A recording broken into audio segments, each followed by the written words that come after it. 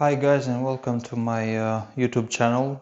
You ain't gonna see flashy lights. I don't need subscribers, I don't need likes, I don't need anything actually. I just want to show you a little bit about this machine here. This is the first generation 70s La Pavoni, and we have here a second generation and we have here a third generation right here.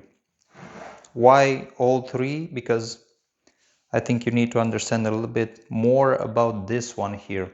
A lot of people purchase the first generation and only after that they email me. They email me and ask details and information about this one. And another problem that I have, people want to install upgrades on these and they soon find out that it's not quite possible. So this is the purpose of the video actually. Let's talk about this. Let's move this. Okay. Why this? Why did I chose a 74 model, not the older ones from the 60s, not another year? Well, usually this type of first generation, what I really like is the fact that, as you can see here, it has a channel, right? That means I can remove the upper cap and install a boiler pressure gauge right here. Also, if you can take a look at the switch, it has a 0 off, position 1, position 2. So this is a dual heating coffee machine. Dual heating, I have another video explaining a little bit more about dual heating machines. We have the LED here, so we can see actually when the machine is on or off. I will restore this. I will make another pretty long video restoring this first generation. I want to make a cream base, keep the logo, use a rubber edge red to match the red logo here. Also, the switch, right? I mentioned the switch. You could find some type of replacement. The older La Pavonis, I guess no chance. It's with that metal pin. It's not this plastic one, sorry. It's not the plastic one like this one. When we have problems with this switch, you might be able to find some replacements, some black plastic ones. Small modification is needed, but you can use, I think, some plastic black ones. So to end the story about the switch. Okay, I can add a boiler pressure gauge, right? I can remove the steam tip. Remember that this model has special gaskets here. So this is not the same gasket obviously as this O-ring here. Second, third and fourth generation, as you can see, we have an O-ring. This is a flat, larger gasket. Okay. We have a special gasket, the one that keeps the portafilter here. It's not the same as second generation, it's not the same as this third generation here. So first generation special gasket here, and remember 74 has removable sleeve inside the group head. I can remove it with a special tool that I have. It's on the website. And between the sleeve and group head we have also a special gasket here. It's not the same as the third or fourth generation. These ones don't have a removable sleeve. This one does. Third generation and fourth also have that. Remember, the pins for the first generation are a little bit longer. When we speak about standard forks, we have longer pins on the first generation and a little bit smaller pins when you have a standard fork, not this PPK, right? When you have the thinner fork, you have smaller pins on second generation and third and fourth. On first generation, you need to purchase longer pins if you want to replace this C-clips model. Also pay attention, you have the M10 thread here. For the portafilter handle, this is the thin model, okay? You can see that this is a lot thicker handle. This is the M12. This is the M10. And you will remove this like this. Let me show you. There you go. This is very thin, specific to first generation machines. This is very long pin, connector, whatever. Remember M10 thread. Let's leave it here. And one important aspect is here, guys, the boiler is actually threaded.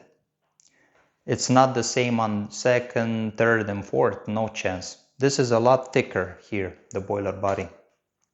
Meaning, the safety valve here is inserted into the boiler with thread. So the boiler has thread, the safety valve has a thread.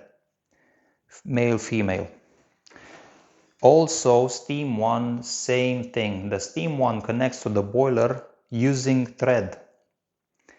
The situation with the second generation and third and fourth is totally different. The boilers are thin here as they are thin everywhere actually, and the connection here and here is made not with thread, okay, with an inside nut, washer, and so on. Also, pay attention to another detail. The upper side glass here is not removable. So this part here, you cannot remove it. You can only remove the lower retainer. While on the second generation, third and fourth, removable here, removable here. If you put these two into a vise, you can actually remove them both easily. Here you have to remove the lower one if you want access to the side glass. Fortunately, I have this one here that I can remove, so the glass can be removed from bottom up after I remove the cap. Not possible with older 60s first generation machines that don't have the upper cap here with channel. Also, the fork, as I said, is thicker. The body of the fork is a lot thicker. That's why I mentioned you need thicker pins back and front when you want to replace them. Never replace the safety valve with the new model. You need the old model always, metal ball, I guess, and spring, because this is a dual heating machine. There's the switch. Also, guys, remember this is the rubber underplate. Fully flexible. I will clean this. I chose this one because you can see no cracks, right? So what I want to show you is that we don't have the plastic underplate. You can only use on these machines the original one, or I, for example, have the silicone edge covers.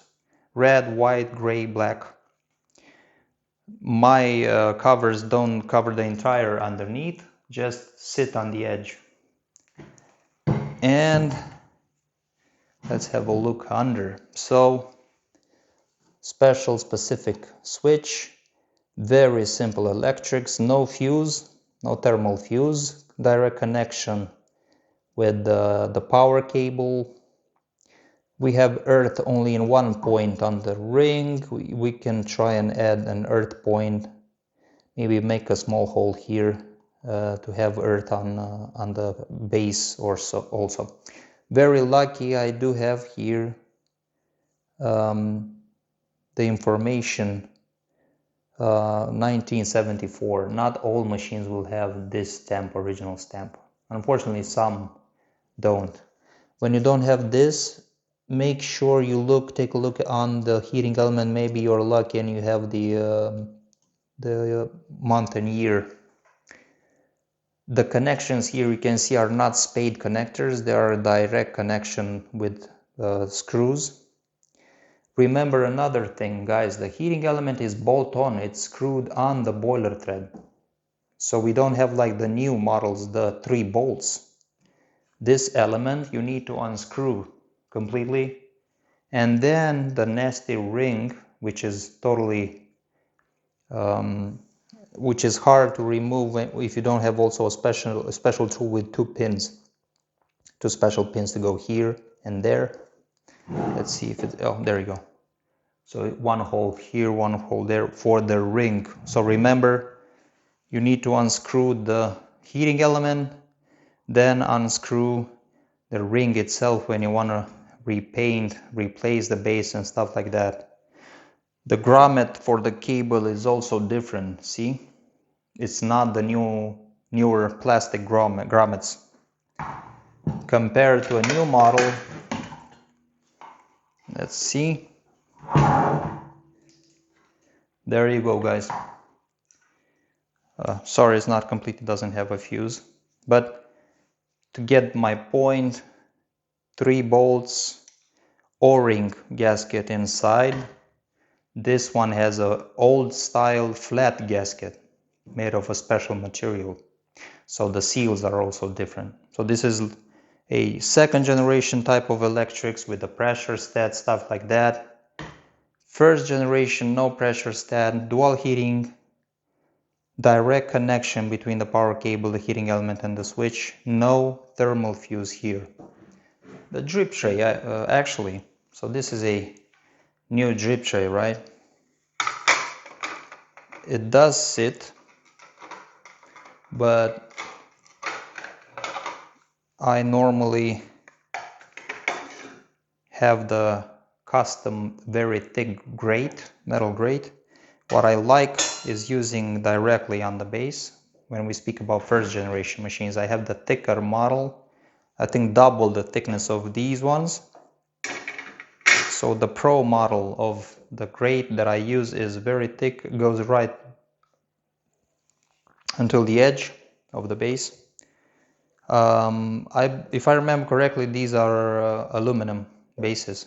This is not simple iron. So the quality, in my honest opinion, is better here. Boiler is, as I said, a lot thicker here. Yeah, the build quality is a different story. Also, remember, guys, how do you tell if a machine is a first generation? The first thing to look at, you don't have the side bolts for the group head. So let me show you this one. You see one bolt, another bolt here. There you go. The first generation, unfortunately, and why I say unfortunately I will explain, doesn't have the side bolts. Maybe you got it, you cannot use the isolator, the bong isolator between the boiler and the group head. With first generation, the group head is attached to the boiler also with a very large fine pitch thread here. So the group head actually unscrews and screws on the boiler, remember that. It's a little bit tricky to work with these. You gotta be a little bit careful, you have to pay some attention to some details. It's not impossible, but so no side bolts. You have thread here, thread here, thread here. Special gaskets, remember that, here with the portafilter in here on the sleeve. No removable upper side glass retainer, but I chose the model with the cap. Here the drip trays and grates, you can use the new ones, but I usually prefer the direct thicker grid or grate. Remember about the switch, remember about the underplate, the flexible rubber one. If you ask me, you can install the piston pressure kit for sure. You can install some temperature strips. You can install a boiler pressure gauge, a single hole steam tip here. This is removable, as I said. Other than that, you cannot use the bong isolator, for example. You cannot keep the group head as cold as possible. Unfortunate, but this is the situation. And remember, as I said about the electrics, the special details about the bolt-on heating element, the special ring. This is a totally different model from the new ones. No fuse and direct electrical connection from the power cable with the entire system here with switch and element. Thank you, guys.